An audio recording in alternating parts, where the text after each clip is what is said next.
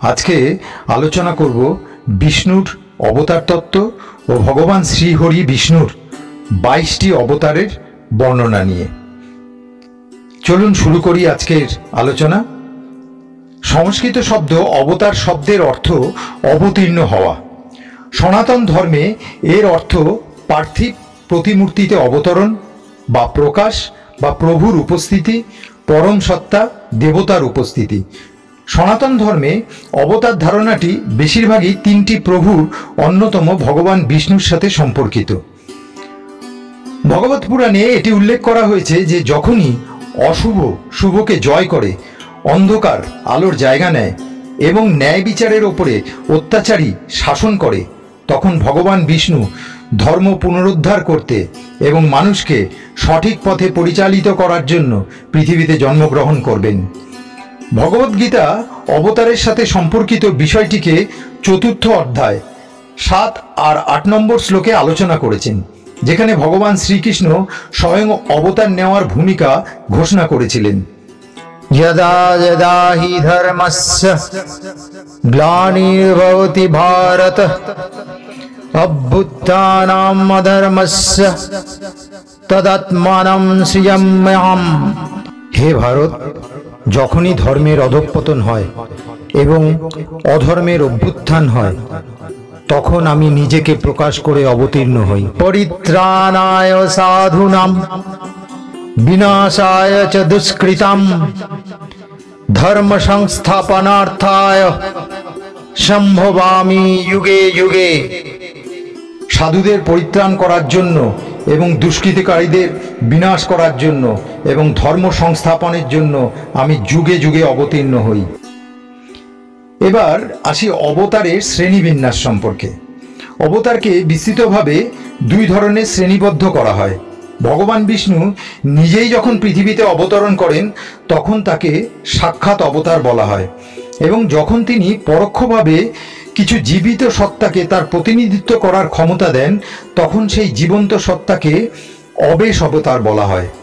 যেরকম উদাহরণ, সাক্ষাৎ অবতার শ্রীকৃষ্ণ, ভগবান রাম, ভগবান নরসিংহ ইত্যাদি। অবেশ অবতার হচ্ছেন নারদ মুনি, পরশুরাম, ব্যাসদেব ইত্যাদি। সাক্ষাৎ অবতার ও অবেশ অবতারকেও আরও দুটি বিভাগে শ্রেণীবদ্ধ করা হয়। পূর্ণ অবতার, ভগবান বিষ্ণু সরাসরি রূপ গ্রহণ করেন এবং ঈশ্বরের সমস্ত গুণাবলী এবং শক্তি প্রকাশিত হয় তার মধ্যে। ভগবান রাম, ভগবান শ্রীকৃষ্ণ, ভগবান নরসিংহ।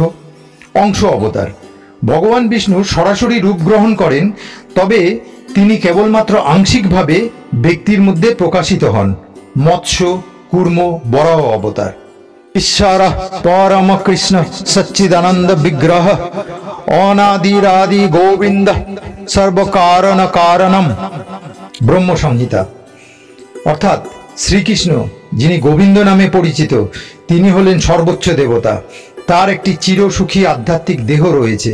তিনি সকলেরই আদি, তার কোনো উৎস নেই, তিনি সব কারণের কারণ।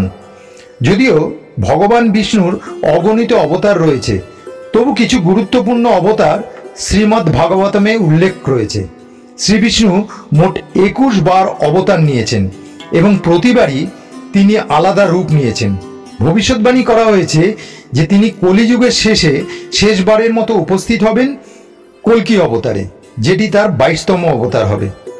ভগবত পুরাণ বর্ণিত ভগবান শ্রীহরি বিষ্ণুর 22টি অবতার নিম্নরূপ। এক হচ্ছে কুমার অবতার, ব্রহ্মার চতুষ্ষণ, সনক, সনত কুমার, সানন্দ, সনাতন। 2 হচ্ছে বরাহ অবতার। এই পৃথিবী যখন রসাতলে পতিত হয়েছিল, তখন এই বিশ্বের মঙ্গলের জন্য পৃথিবীকে উদ্ধার করতে ইচ্ছুক হয়ে সমস্ত যজ্ঞের পরম ভোক্তা যজ্ঞেশ্বর বিষ্ণু দ্বিতীয় অবতারে বরাহ রূপ ধারণ করেছিলেন। নারদ অবতার, ঋষিকল্পে পরমেশ্বর ভগবান দেবর্ষি নারদ রূপে তার তৃতীয় সপ্তাবেশ অবতারে আবির্ভূত হন। বেদের যে সমস্ত বর্ণনা ভগবত ভক্তি এবং নিষ্কাম কর্ম সম্বন্ধে জীবকে অনুপ্রাণিত করে, তিনি সেগুলো সংকলন করেছিলেন। 4 নম্বর হচ্ছে নরনারায়ণ অবতার। ধর্মরাজ ঋষভদেবের যমজ পুত্ররূপে আবির্ভূত হয়ে ইন্দ্রিয় সংযমের আদর্শ প্রদর্শন করার জন্য কঠোর তপস্যা করেছিলেন। 5 নম্বর হচ্ছে কপিল দেব অবতার। ঋষিশ্রেষ্ঠ শ্রী কপিল দেব আসুরি নামক ব্রাহ্মণকে সৃষ্টির উপাদানসমূহ বিশ্লেষণ করে সাংখ্য দর্শন প্রদান করেন। দত্তাত্রেয় অবতার ঋষি অত্রি ও অনুসূয়ার পুত্ররূপে অবতীর্ণ হয়ে অর্লক, প্রহ্লাদ, যদু এবং আরও অনেককে পারমার্থিক জ্ঞান প্রদান করেছিলেন।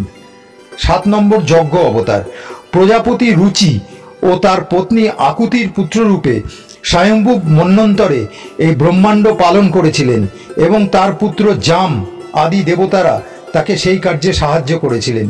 8 নম্বর ঋষভ অবতার মহারাজ নাভি ও তার পত্নী মেরুদেবীর পুত্ররূপে অবতীর্ণ হয়ে পূর্ণ সিদ্ধি লাভের পন্থা প্রদর্শন করেছিলেন। পৃথু অবতার পিতা বেনের অনাচারের হাত থেকে পৃথিবীকে রক্ষা করতে পুত্ররূপে অবতীর্ণ হয়েছিলেন।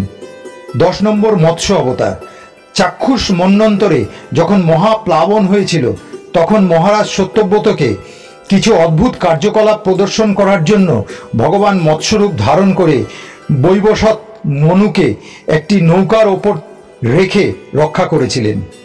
11 নম্বর কূর্ম অবতার একাদশ অবতারে ভগবান কূর্মরূপ পরিগ্রহ করে তার পৃষ্ঠে মন্দরাচল পর্বতকে ধারণ করেছিলেন, যা সমুদ্র মন্থনকারী দেবতা এবং দানবরা মন্থন দণ্ডরূপে ব্যবহার করেছিল। 12 নম্বর হচ্ছে ধন্বন্তরী অবতার। দ্বাদশ অবতারে ভগবান ধন্বন্তরী রূপে আবির্ভূত হয়েছিলেন। 13 নম্বর হচ্ছে মোহিনী অবতার।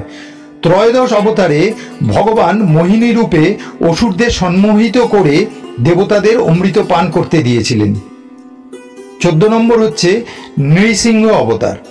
চতুর্দশ অবতারে ভগবান নৃসিংহ আবির্ভূত হয়ে তার নখের দ্বারা দৈত্যরাজ হিরণ্যকশিপুর সুদৃঢ় শরীর বিদীর্ণ করে প্রহ্লাদকে রক্ষা করেছিলেন।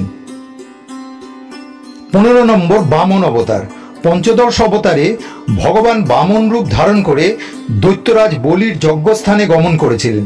যদিও তিনি দেবতাদের কাছে ফিরিয়ে দেওয়ার জন্য ত্রিভুবন অধিকার করতে যাচ্ছিলেন, কিন্তু তবুও তিনি কেবল ত্রিপাদ ভূমি ভিক্ষা করেছিলেন। 16 নম্বর ভৃগুপতি বা পরশুরাম অবতার। ক্ষত্রিয় রাজাদের দেব দ্বিজ বিদ্বেষী দেখে তাদের প্রতি ক্রুদ্ধ হয়ে পৃথিবীকে 21 বার ক্ষত্রিয় শূন্য করেছিলেন। 17 নম্বর ব্যাসদেব অবতার।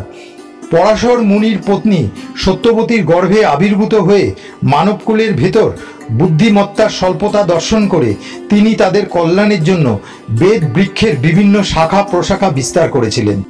18 নম্বর রাম অবতার। রাজা দশরথ ও রানী কৌশল্যার পুত্ররূপে আবির্ভূত হয়ে রাবণ বধসহ বিভিন্ন কার্য সম্পাদন করেছিলেন। 19 নম্বর বলরাম অবতার। 49 অবতরণে ভগবান শ্রী বলরাম বৃষ্ণিকুলে যদু বংশে আবির্ভূত হয়ে পৃথিবীর ভার গ্রহণ করেছিলেন। 20 নম্বর কৃষ্ণ অবতার। 20 অবতরণে ভগবান শ্রীকৃষ্ণ বৃষ্ণিকুলে যদু বংশে আবির্ভূত হয়ে পৃথিবীর ভার গ্রহণ করেছিলেন। 21 নম্বর বুদ্ধ অবতার। কল্কি যুগের প্রারম্ভে ভগবত বিদ্বেষী নাস্তিকদের সম্মোহিত করার জন্য বুদ্ধদেব নামে আবির্ভূত হন। 22 নম্বর কল্কি অবতার। ভারতের সম্বল গ্রামে বিষ্ণু যশা ও মাতা অঞ্জনা নামক তত্ত্বজ্ঞানী ব্রাহ্মণের পুত্ররূপে আবির্ভূত হবেন। আমাদের ভিডিওগুলো যদি ভালো লাগে তবে অবশ্যই আমাদের সাথে সাবস্ক্রাইব করে যোগ হয়ে থাকবেন এবং লাইক, কমেন্ট ও শেয়ার করবেন। ধন্যবাদ।